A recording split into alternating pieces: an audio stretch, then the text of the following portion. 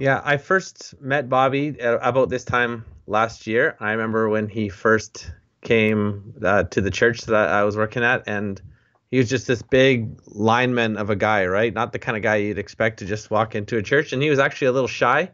I just gave him a handshake, and he kind of seemed a bit uncomfortable. But then afterwards, I saw him, and he, thanked me for my sermon, and I was like, hey, this guy's really friendly, and just got more friendly as time went on. He came back the next week and came back, and he was dating this gal, and they were kind of excited to come to church together. I could tell it was something that they actually looked forward to. And then they got engaged, and that was cool. I remember celebrating with him with a big hug and a high five. So went from handshakes and greetings to hugs. And then I just saw him just kind of come alive, and he really enjoyed church. He started to get to know a lot of people there. We had a regular event that we had called Alpha, where he could just have these conversations exploring questions of faith, and he really enjoyed that. As a pastor, it's always a highlight when I get to baptize somebody, and so that's my favorite thing that I do. And so I remember Bobby's baptism very fondly because he was so big. I remember asking for help from my friend who's also a big dude, and so he had to help me get him out of the water. And we just hugged. That was just a great moment, one that I reflect on a lot, especially just today, remembering some of the memories that we had. And after they got engaged, they came over to my house, brought a 7-layer bean dip. That was Bobby's favorite. And they actually asked me to officiate their wedding.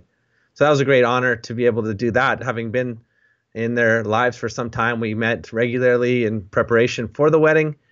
And then at the wedding itself, I just remember Bobby was just surrounded by guys. Like, he was a big dude, and these were other big dudes. He had 13 groomsmen. So I was just like, this guy must be so well loved. Sometimes we think that when somebody becomes a Christian that their life should be perfect or that nothing ever goes wrong, but that's just simply not the case.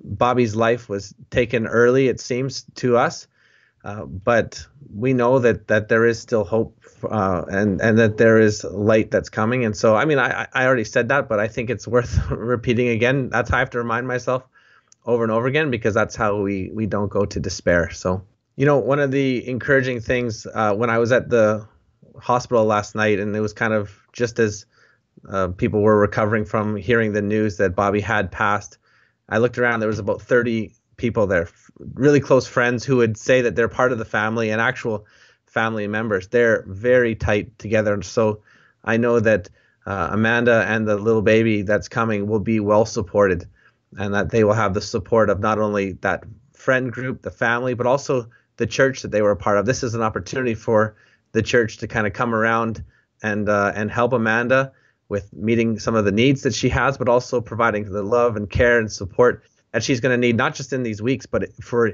years to come. And so that gives me great comfort knowing that she's going to be well taken care of.